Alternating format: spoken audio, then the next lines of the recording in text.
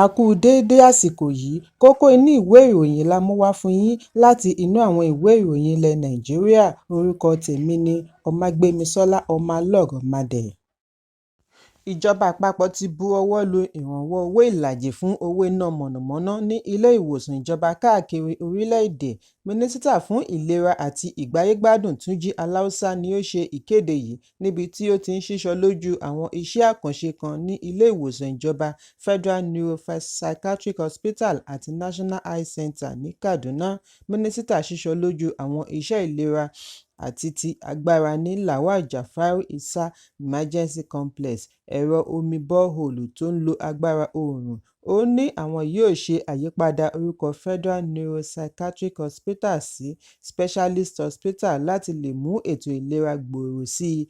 Aláùsá fi ìgboyà rẹ̀ hàn sí iṣẹ́ tí adarí ilé ìwòsàn Hayatu Aminu ń ṣe. Ó ní èyí jẹ́rìí sí ìlérí tí ààrẹ Bọ́lá Tinubu ṣe nígbà ìpolongo ìbò. Nígbà tí mínísítà ń dáhùn ìbéèrè láti ọ̀dọ̀ àwọn akọ̀ròyìn ní kété tí ó ṣíṣọ lójú àwọn iṣẹ́ àkànṣe ni ó sọ wípé ìyanṣẹ́lódì oníkìlọ̀ tí àwọn dókítà gùn lé túbọ̀ mú ìdásílẹ̀ nira fún dókítà tí wọ́n jí gbé, bí ó ti fìdí ẹ̀ múlẹ̀ wípé yóò gba ìyọ̀ǹda láìpẹ́ lórí àwọn dókítà tí ó ń fi orílẹ̀-èdè sílẹ̀ lọ ilẹ̀ ọlọ́ràá. Ó ní ìgbésẹ̀ ti wà láti ṣe ìmúlò àwọn òṣìṣẹ́ ìlera ní ilẹ̀ òkèèrè. Ẹ̀kúnrẹ́rẹ́ ìròyìn yìí wà nínú ìwé ìròyìn The Sun tó jáde lónìí. Àjọ ìjọba Federal Competition and Consumer Protection Commission FCCPC ti fún àwọn ọlọ́jà àti oníṣòwò ní oore-ọ̀fẹ́ oṣù kan láti fi ṣe àdínkù sí gbogbo ọjà. Ìpinnu tí igbákejì alága tuntun Túnjí Bello kéde níbi ìjíròrò pẹ̀lú àwọn tí ọ̀rọ̀ kàn lórí bí wọ́n ṣe ń fi owó lé ọjà tí ó wáyé lánàá ní ìlú Àbújá. Bello ní àwọn agbófinró tako àlékún owó ọjà lọ́nà àìtọ́ yóò bẹ̀rẹ̀ iṣẹ́ lẹ́yìn oṣù kan. Ìgbésẹ̀ yìí ni láti gbógun ti ọ̀wọ́ngógó pẹ̀lú àwọn ìwà àìtọ́ mìíràn láàrin ọjà. Bello ní ìjọba mọ rírì ìṣòro tí àwọn ọlọ́jà náà ń là kọjá, bí ó ti tẹnu mọ́ pàtàkì ìfọwọ́sowọ́pọ̀. Ó ní àwọn mọ rírì ẹ̀sùn tí àwọn tí ọ̀rọ̀ kàn ṣe lórí owó orí àti owó ìrìnnà tó ń lọ sókè. Àwọn tí ọ̀rọ̀ kàn mẹ́nu bà owó orí, owó ọkọ̀, owó epo àti bẹ́ẹ̀ bẹ́ẹ̀ lọ.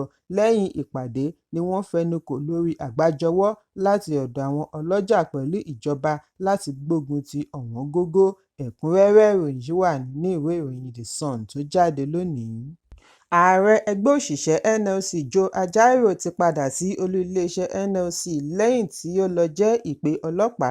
Òwúrọ̀ àná ni Ajaero yọjú sí iléeṣẹ́ ọlọ́pàá pẹ̀lú àwọn èèyàn pàtàkì bíi àgbàmọ̀fin, ajàfẹ́tọ̀ọ́ ọmọnìyàn Fẹ́mi Fálànà àti àwọn alátìlẹyìn tí wọ́n sì ń lọ iléeṣẹ́ ọlọ́pàá.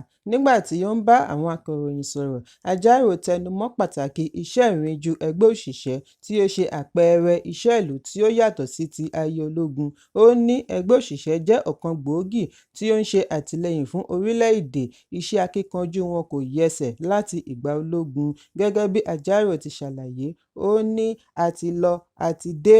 Òun fìdí ẹ̀ múlẹ̀ gẹ́gẹ́ bí ọmọ orílẹ̀-èdè rere. Àwọn ti lọ, àwọn sì ti dé. Láti ọdún 1997 sí 1998 ni òun pẹ̀lú Fálànà ti wà papọ̀ nínú àhámọ́ tí àwọn ń gbádùn ara wọn nígbà ìṣèjọba Abacha. Fún ìdí èyí, kì í ṣe tuntun. Èyí jẹ́ ọ̀kan lára ìṣòro tí àwọn ń kojú nídìí iṣẹ́. Ó ní kò sí ìpèníjà kankan tí ó lè ṣe ìdáwọ́kọ̀ fún àwọn láti má tẹ̀síwájú nínú ìjàǹgbara. Ajaero ní wọ́n ti bu ọwọ́ lu owó oṣù òṣìṣẹ́ tó kéré jù, ṣùgbọ́n wọn kò tí ì fìdí ẹ̀ múlẹ̀. Àwọn yóò tẹ̀síwájú láti rí i dájú wípé wọ́n fìdí ẹ̀ múlẹ̀. Maxwell Okpara tó ń ṣaṣojú agbẹjọ́rò fún iléeṣẹ́ Fẹ́mi Fálànà ní gbogbo ẹ̀sùn tí àtìlẹ́yìn adàlúrú jìbìtì orí ẹ̀rọ ayélujára àti bẹ́ẹ̀ bẹ́ẹ̀ lọ tí iléeṣẹ́ ọlọ́pàá fi kan Ajaero kò jẹ jáde nínú ìjíròrò wọn lánàá ní iléeṣẹ́ ọlọ́pàá.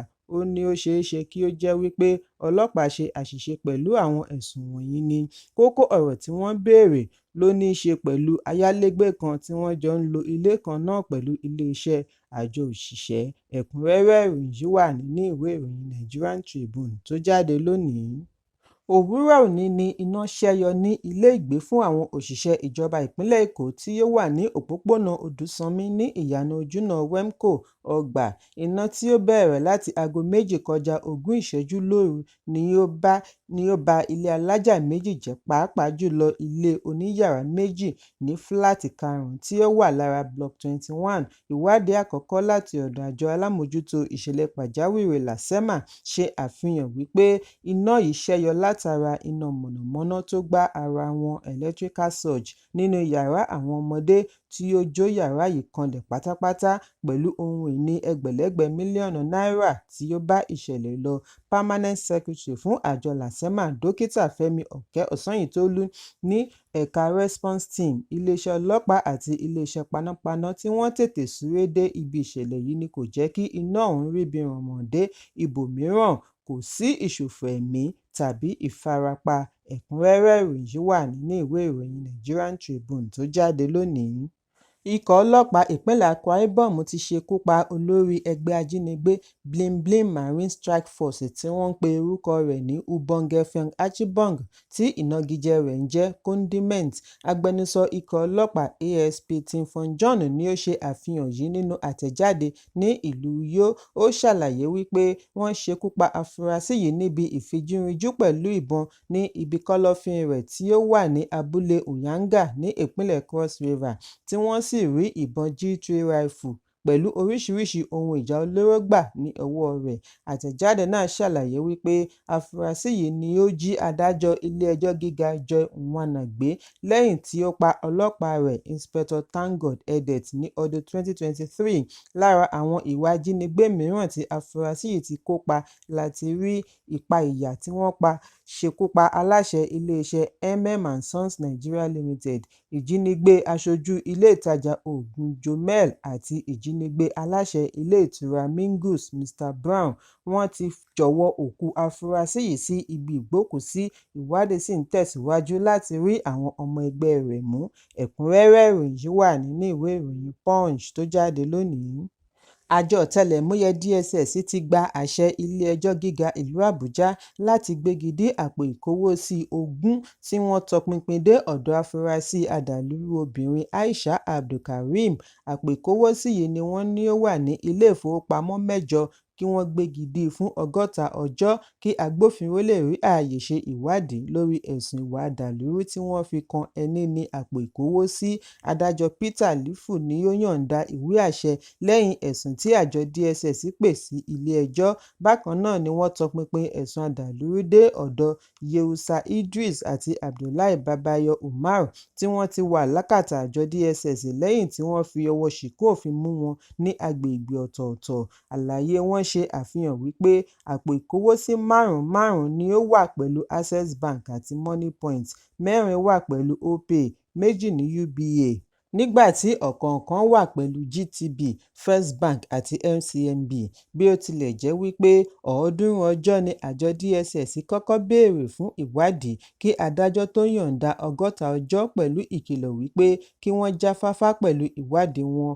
Adájọ́ ní òfin sì ka àwọn afurasí adàlúrú wọ̀nyí ní aláìlẹ́ṣẹ̀. Fún ìdí èyí, wọn kò gbọdọ̀ fi ìyà jẹ wọ́n ju bí ó ti yẹ lọ títí di ìgbà tí wọ́n bá rí ẹ̀rí àrídájú rò mọ́ wọn lẹ́sẹ̀. Ẹ̀kúnrẹ́rẹ́ ìròyìn yìí wà nínú ìwé ìròyìn Daily Post tó jáde lónìí. Ìgbìmọ̀ Emirates Zazzau ti kéde ikú Hajia Habiba Shehu tí í ṣe ìyàwó àgbà fún olóògbé Emir Zazzau Shehu Idris. Nínú ìkéde tí wọ́n ṣe àfihàn lórí Facebook lónìí ni wọ́n ti ṣàlàyé wípé òwúrọ̀ kùtù òní ni Hajia Shehu jáde láyé lẹ́ni ọdún 89 lẹ́yìn àìsàn ráńpẹ́.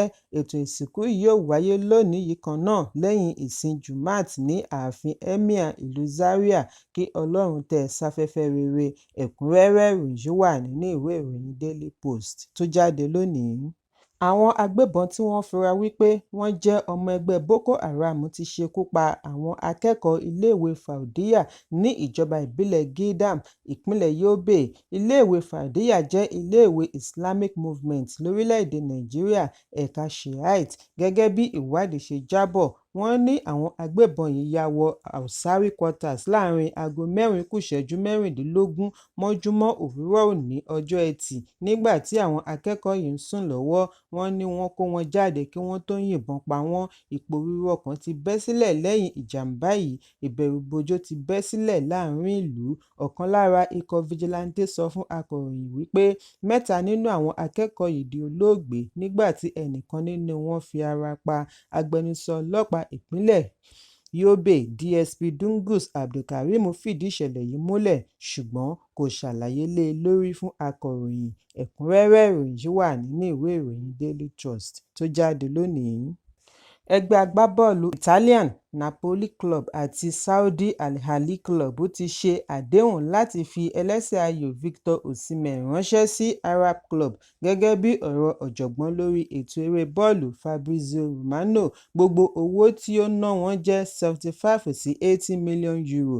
Lórí ẹ̀rọ abánidọ́rẹ̀ẹ́ ni Romano kọ sí wípé Napoli ti ní àdéhùn pẹ̀lú Al Ahly fún Victor Osimhen. Ẹ̀kúnrẹ́rẹ́ ìròyìn yìí wà nínú ìwé ìròyìn The Nation tó jáde lónìí. Kókó inú ìwé ìròyìn tòní kò ní jù báyìí lọ. Ẹ pàdé mi ní ìrọ̀lẹ́ fún àkọ́tún ìròyìn. Kí a tó lọ, ẹ má ṣaláì fi àkíyèsí yín ránṣẹ́ kí ẹ sì bá wa subscribe sójú náà wa lórí YouTube kí kókó inú ìwé ìròyìn lè máa tẹ̀ yín lọ́wọ́ ní kíákíá.